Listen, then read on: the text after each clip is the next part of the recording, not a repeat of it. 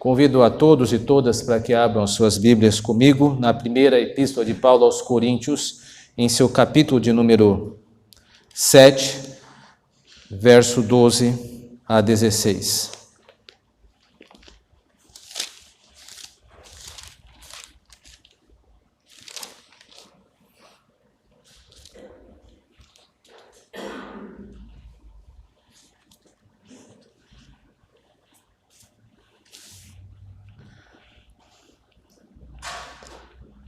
Aos mais digo eu, não o Senhor. Se algum irmão tem mulher incrédula, e esta consente em morar com ele, não a abandone. E a mulher que tem marido incrédulo, e este consente em viver com ela, não deixe o marido. Porque o marido incrédulo é santificado no convívio da esposa, e a esposa incrédula é santificada no convívio do marido crente. Doutra sorte, os vossos filhos seriam impuros, porém agora são santos. Mas, se o descrente quiser apartar-se, que se aparte. Em tais casos não fica sujeito à servidão nem o irmão, nem a irmã. Deus vos tem chamado à paz. Pois, como sabes, ó mulher, se salvarás teu marido? Ou como sabes, marido, se salvarás tua mulher?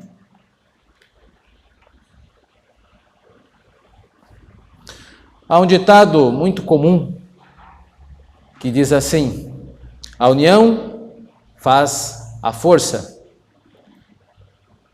E de fato, Deus, por exemplo, é um promotor de uniões. Se nós olharmos para a própria divindade, o nosso próprio Deus, nós veremos que o seu ser constitui uma união. Afinal de contas, nós cremos na Trindade, que não é nada mais, nada menos do que três pessoas unidas de maneira harmônica, sem mistura, cada qual com a sua pessoalidade, mas que estão unidas. Deus é um promotor de união. Mesmo no texto em Gênesis capítulo 2, o Senhor advoga que pertence a Ele a união, de unir um homem e uma mulher. É o Senhor que faz esta união. O que o Senhor une, nós não devemos separar. E quando Deus fala acerca disso, Ele assume para si ser patrono de todo tipo de casamento entre um homem e uma mulher. É Ele que promove a união, tanto de casamentos de cristãos ou não cristãos. Nós devemos entender que para Deus todos e todas são criaturas dele. Não há terreno neutro. Não é porque a pessoa se declara um não cristão ou uma não cristã que isto tira do alcance divino. De forma alguma. Deus, Ele reivindica para si os direitos sobre toda a humanidade, quer aqueles se reconheçam como cristãos ou não.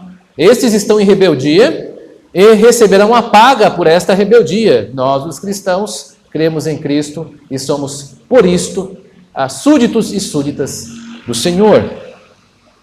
Portanto, de posse, meus irmãos, deste espírito de união com o qual Deus reivindica para si, nós devemos ler esse texto que trata de algumas questões em relação ao divórcio. Aqui nós veremos que é uma situação diferente da encontrada nos versos 10 e 11. É uma outra ordem. Então nós vamos entender esse texto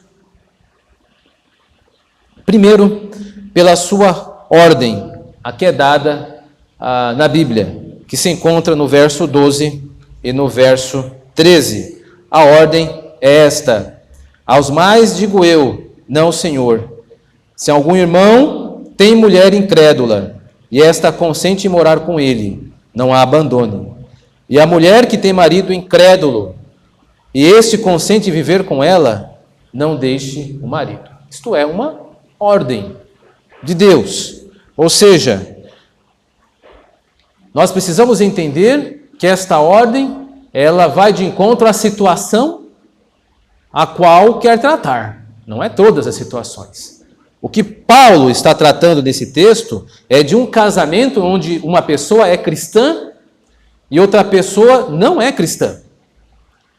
Porque aos cristãos já foi dada uma outra ordem, e aí eu me reporto ao verso 10 e 11. Ora, aos casados ordeno, não eu, mas o Senhor, que a mulher não se separe do marido. Verso 11. Se, porém, ela vier a separar-se, que não se case ou que se reconcilie com seu marido, e que o marido não se aparte de sua mulher. Aqui é uma outra situação. Verso 10 e 11, trata-se de um casal cristão. Dois cônjuges cristãos. E a ordem é simples, não se separem. Uma ordem. Cristãos não podem se divorciar. Isso quem diz é o Senhor. O expediente do divórcio não se aplica aos cristãos. Entretanto, se este ainda, ou esta, desobedecer a esta ordem de divórcio e divorciar-se, que reconcilie-se, ou seja, o divórcio não é o final, nunca foi. Esta ideia de que houve divórcio e acabou, isto é coisa do mundo. Nós cristãos, o divórcio é uma situação que pode ser remediada pela reconciliação, pelo menos segundo o texto bíblico, a qual nós cremos que será a palavra de Deus. E entenda-se que, conforme ordenou o Senhor, a única causa suficiente para divórcio é adultério, que dá à parte inocente o direito de divorciar-se, conforme Mateus 19 e conforme Mateus capítulo 5. Mas aqui a situação é diferente. Tratemos desta situação. Um incrédulo casado com uma cristã ou uma incrédula casada com um cristão. E aqui é um apelo, uma ordem, não se separem. É interessante que aqui é dada a ordem tanto para a mulher quanto para o homem. Isso é uma situação nova. No Novo Testamento, até os Evangelhos, não é dada esta situação para a mulher se divorciar. É nesse texto que é dado. Por quê? Porque na cultura judaica, em Israel, Antigo Testamento e também no Novo Testamento, a mulher não tinha direito de pedir carta de divórcio. Mas esse texto está se direcionando à igreja de Israel, aos israelitas? Não. Nós estamos falando da carta de Paulo aos Coríntios. É uma igreja grega, é uma igreja gentílica. E na Grécia, as mulheres tinham direito a pedir o divórcio. Então, uma situação diferente da que nós encontramos Jesus Cristo tratando lá em Mateus 19 e em Mateus capítulo 5. Portanto, a situação mudou. Não é mais casal que pertence à aliança. Agora, é importante notar também que, quando Paulo diz, digo eu, não o Senhor, ele não está dando a sua opinião. Ele está tratando de uma matéria nova, porque o Senhor mesmo não havia tratado desse assunto. Era impensável um israelita casar com uma pessoa que não era israelita. Logo seria excluído do povo, era proibido. Devo lembrar aos irmãos que o Antigo Testamento possui uma cena muito dramática acerca disso. Quando os israelitas voltam do exílio babilônico, e sob Esdras, quando Esdras vai ter com o povo para organizar a comunidade de Israel que retornou do seu exílio, existiam judeus que haviam tomado matrimônio com pessoas, com gentios de outras nacionalidades, e a ordem foi muito dura. Esdras disse que eles deveriam se separar e as mulheres com seus filhos deveriam ser mandadas embora. Para o israelita era impensável um casamento entre duas etnias. Mas nós estamos tratando sobre israelitas com esse texto. Então é importante para nós lermos esse texto com essas lentes. É uma situação nova.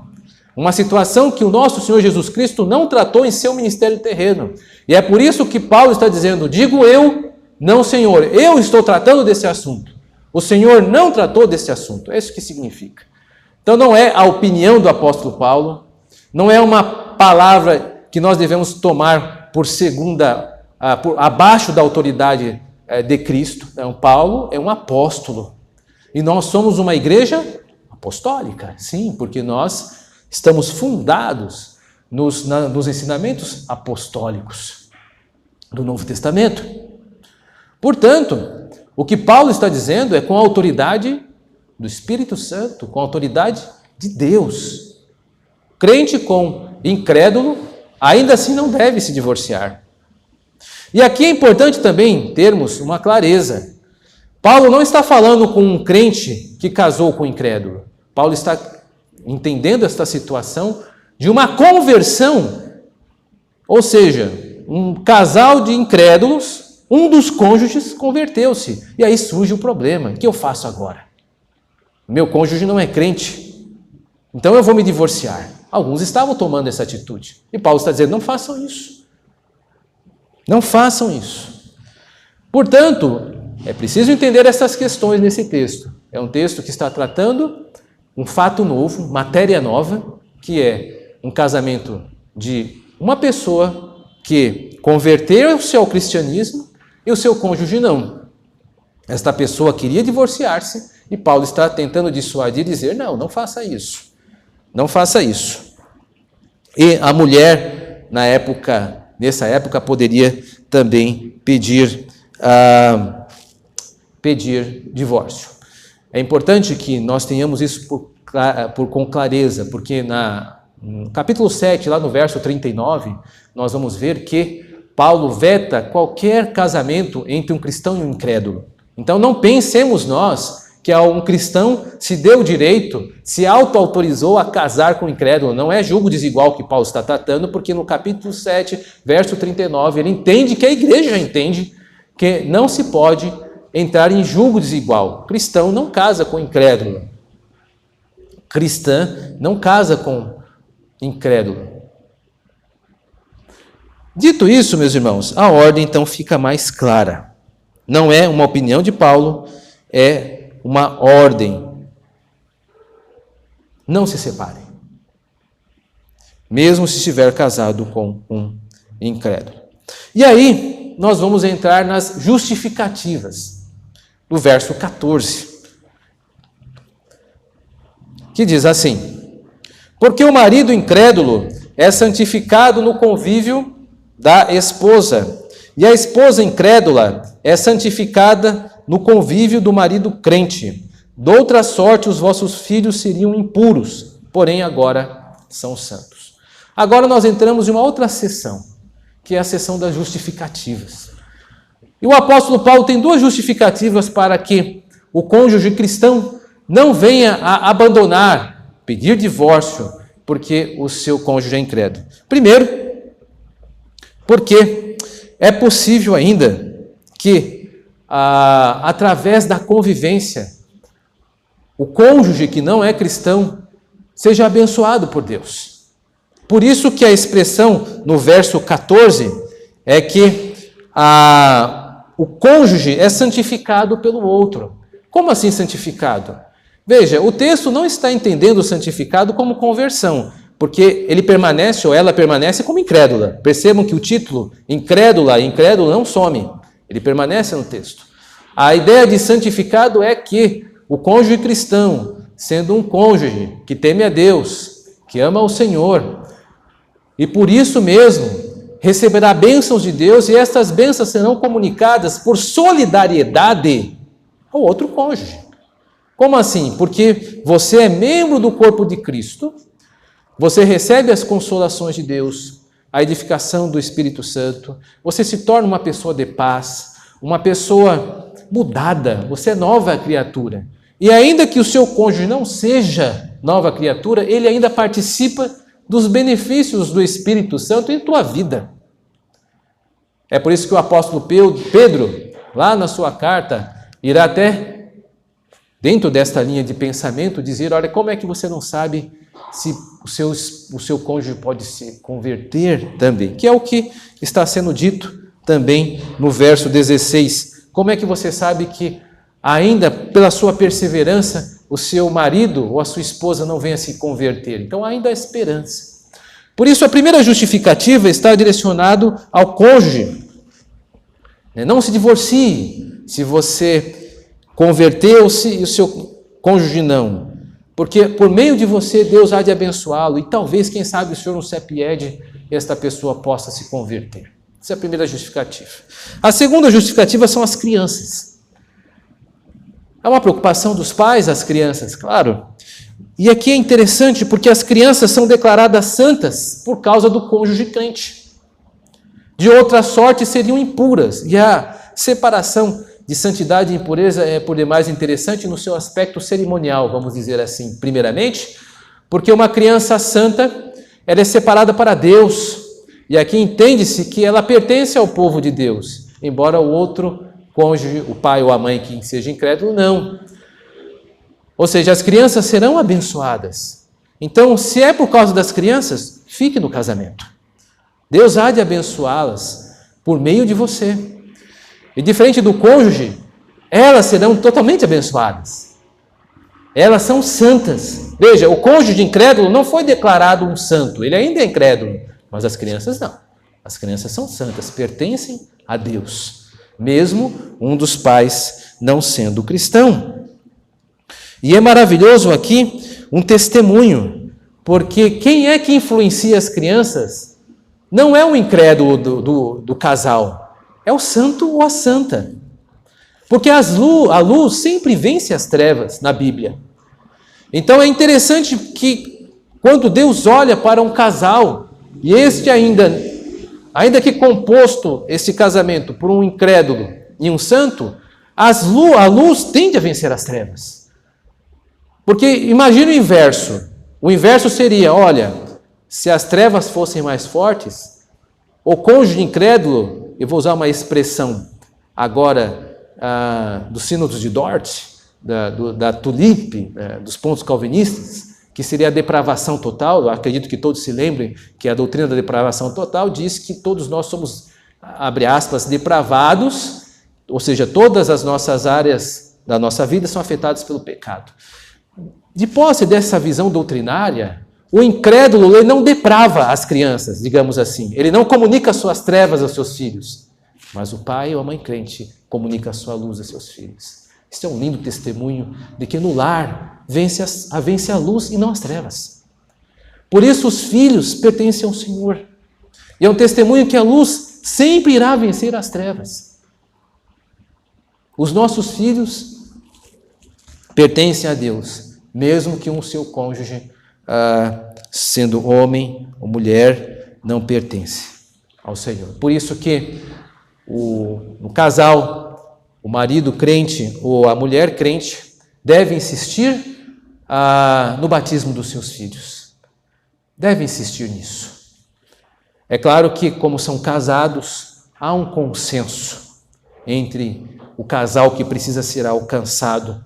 E através da oração a Deus, através da persistência com uma matéria de importância para o cônjuge crente, eu creio que Deus há de ouvir orações e permitir que as crianças sejam batizadas em tempo oportuno. Esta deve ser sempre a nossa esperança, sempre inclinada para a luz, nunca derrotista. Puxa vida, o que eu vou fazer? O meu cônjuge é incrédulo, meu marido não me apoia, minha esposa não me apoia. Dizer isso não ajuda em nada. Ore por ele, ore por ela. Quem sabe Deus não possa converter ou convertê-la. É isso que o texto sagrado diz. Não desista do teu casamento, ainda que seja com um cônjuge que não respire a mesma fé que a tua. A Bíblia, ela sempre anda em direção à harmonia, à reconciliação e à paz, porque nós somos filhos e filhas da luz. Não podemos agir de maneira diferente. E aqui por onde caminha o nosso texto. Agora, uma terceira seção se encontra no verso 15. Mas, se o descrente quiser apartar-se, que se aparte. Em tais casos não fica sujeito à servidão, nem o irmão, nem a irmã. Deus vos tem chamado à paz. A palavra apartar aqui, no grego, é a palavra mais comum para divórcio mesmo. Ou seja, a ideia aqui é esta sessão trata de exceção, uma exceção à regra. Ou seja, qual que é a ordem? Seu cônjuge não é crente, não se separe. Quais são as justificativas? 2. Deus santifica o teu cônjuge. 2, as crianças são santas. Mas, aí entra a seção da exceção.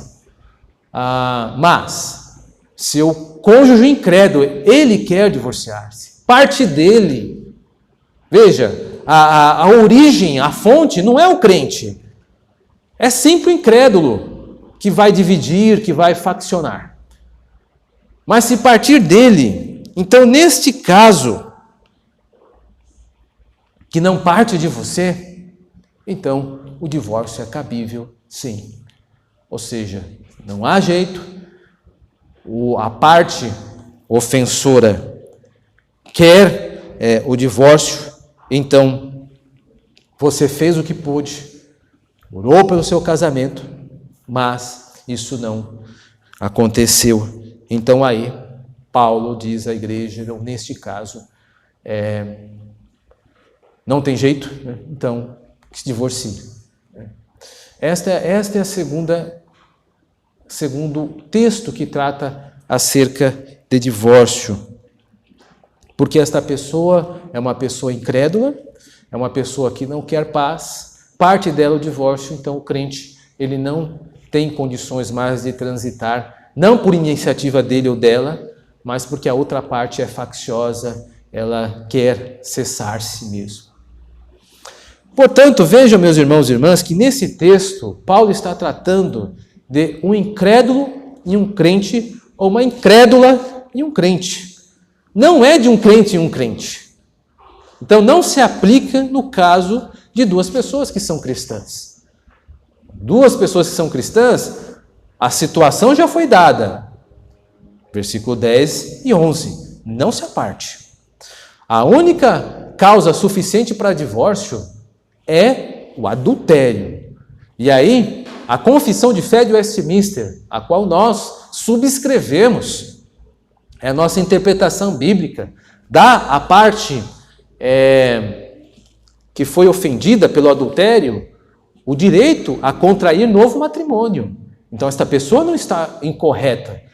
Ela foi ofendida pelo adultério, ela tem todo o direito de casar-se novamente e um novo casamento pode partir daí.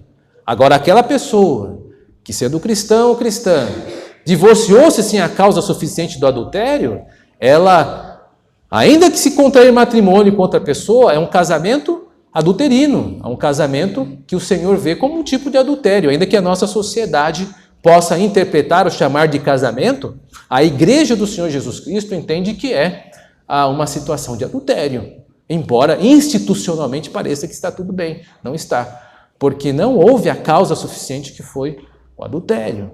Então isso precisa estar claro, porque para Deus, Ele se vê no direito de rescindir os nossos casamentos.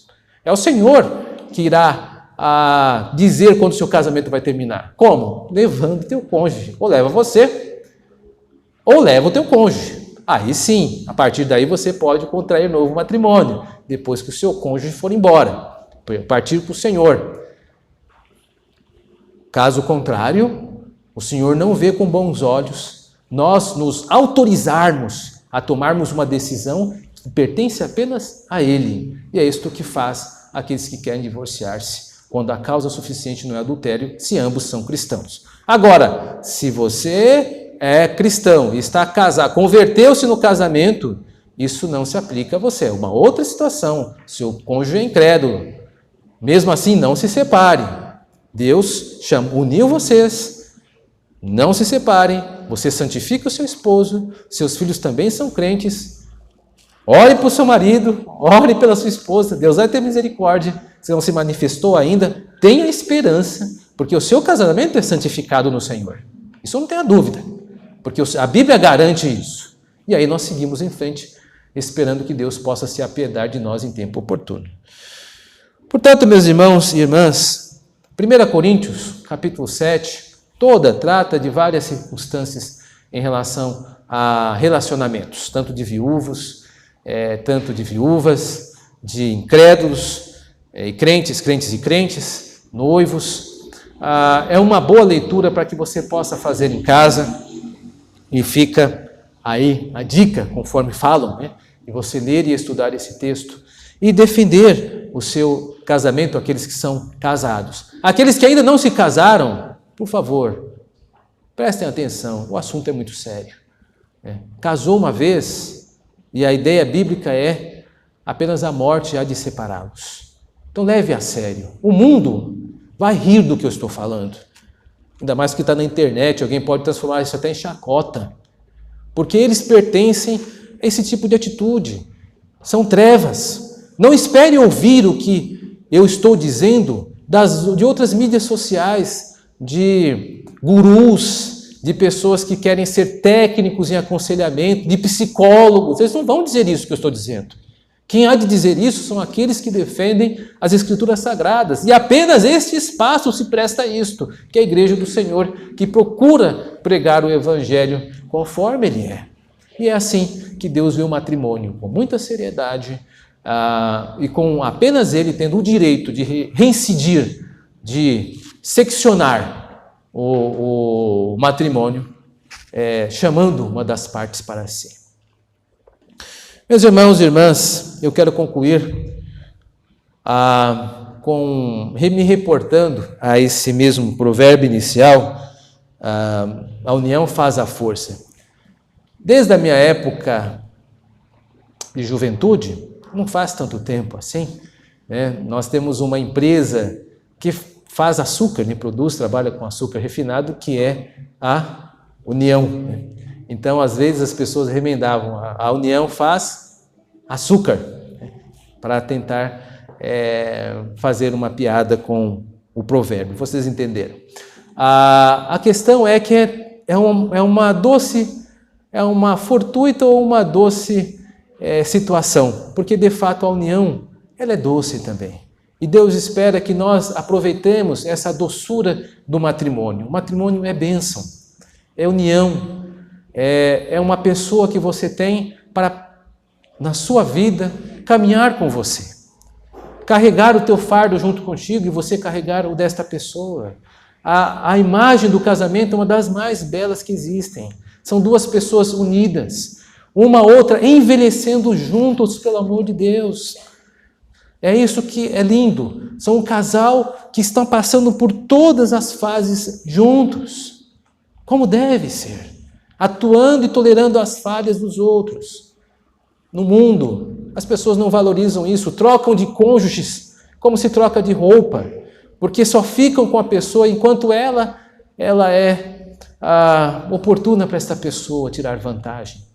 Mas a beleza do casamento é que o seu cônjuge terá dificuldade, sofrerá e você vai ajudá-lo, porque você prometeu no altar fazer isso. Lembra? Na pobreza e na riqueza, na saúde e na doença, cumpra teus votos. Veja no sofrimento do teu cônjuge, não um motivo para se desesperar, mas uma oportunidade para dizer, olha aqui, é aqui que eu vou te ajudar, porque eu fiz um voto com você.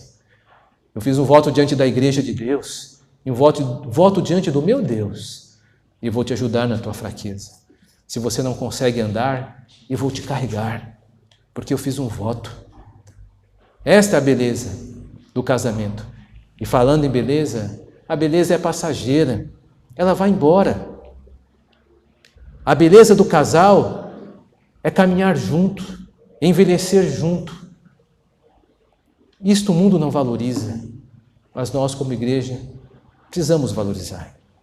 Cuidemos, meus irmãos e irmãs, do nosso casamento, aqueles que são casados. E aqueles que não são casados, ore a Deus, para que quando chegar sua oportunidade, você possa fazer bonito. Fazer bonito é manter os seus votos firmes até o Senhor te chamar. Que Deus em Cristo nos abençoe. Amém.